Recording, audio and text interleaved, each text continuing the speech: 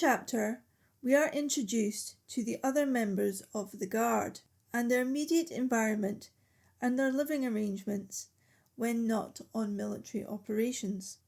We are introduced to all 6 men who each have their defining features and personalities. Each man represents or reflects different aspects of Scottish military history or tradition. John Hamilton is the leader of the group of soldiers and is the main protagonist of the first 2 novels of the series. He is an Ulster Scot and he is reflective of that background and military tradition. He is highly intelligent, sensible, and an excellent judge of character, as well as being physically tough. In short, John Hamilton is a stoic survivor and a good leader of men. Robert Meldrum represents the Scottish Lowland military tradition. He is also an excellent swordsman and pugilist, which, as we will discover, fencing and boxing are related sports.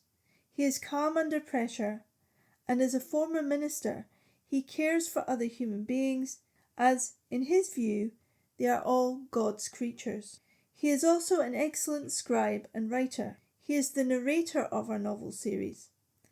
Alexander Murray represents the Scots who sought their military fortunes abroad, particularly in the Ottoman Empire. He is also the unit's military engineer, an exceptionally clever man who regularly thinks outside the box to solve problems or issues. He is eccentric, but has a good heart.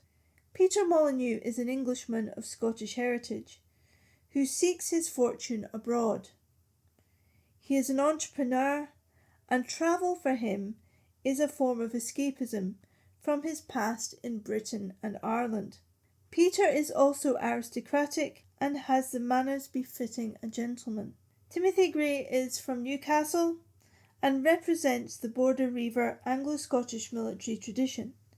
He is also reflective of the world of military intelligence.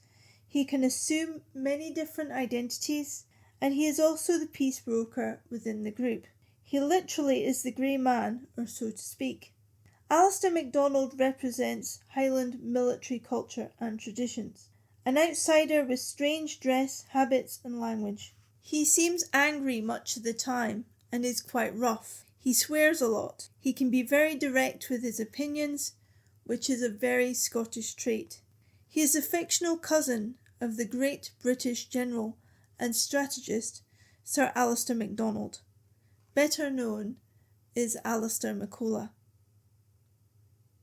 We are also introduced to where the men live, which is a small village near the Palace of Saint-Germain called Le Pec. Le Pec is a real village, and there is nothing unusual or special about this village, and has many features common to many French villages at the time, such as a church, poor and cramped housing, an aristocratic estate, and an inn. The church referred to in the novel, that is St. Wandrill's Church, is real, and so is its connection to St. Columbanus, who just happens to be Irish. This was a lucky and random discovery that I found whilst researching the place. It was certainly not planned. The aristocratic estate and Pavilion Sully are also real, but of course they were never used as a training ground for soldiers. That is very much fictional. Finally, the inn, which as far as I'm aware, is entirely fictional, although it is very likely that indeed the village did have an inn in the 17th century.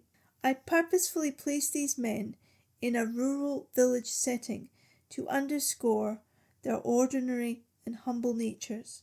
Ordinary men who do an extraordinary job. Lastly, it must be noted that all men, their wives and families live next to each other. This is to underscore the close-knit nature of their unit, but also reflects the need for tight security within and between members of the unit themselves. It is also clear that the unit have integrated themselves into the community despite their work. Jack, the innkeeper, is part of the network, and so is Pavilion Sully, which is used by the men for training purposes. We also know that Hamilton has dissuaded the inn from having ladies of ill repute, to prevent the attraction of outsiders. So despite its seemingly normal appearance, the village is quietly overseen and monitored, but in a non-intrusive way.